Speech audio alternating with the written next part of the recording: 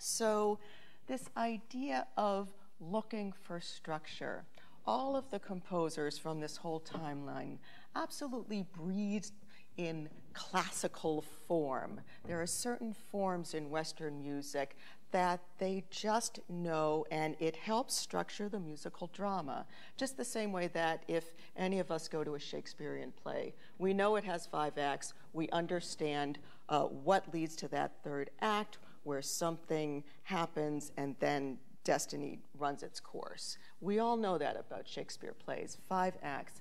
The same thing with these classical structures in Western music, and Ullmann uses them all. Also his treatment of melody. We have a few different things that happen that Ullmann also embraces. This idea of setting up a melody so that it has a motive, an idea that sees the piece through from beginning to end.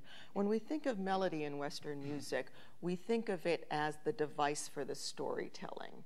So that if you have a melody, and it doesn't matter whether it's something that you previously know or not, but it's presented at the beginning, and then you track it as it goes, and that's what reveals the narrative, musically speaking.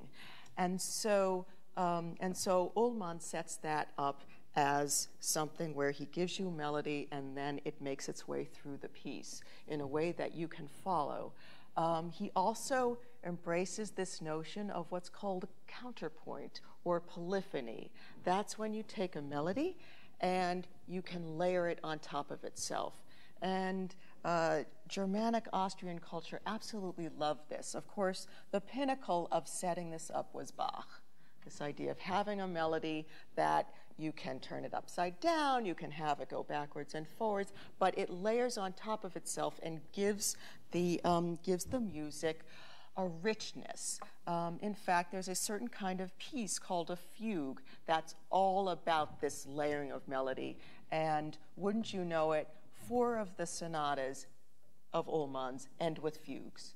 So and even if it's not a fugue, he's doing that with his melodies. So he's absolutely taking on all of the traditionalism that he inherited, and also embracing all aspects of the culture as he had come to know it in other parts of his life.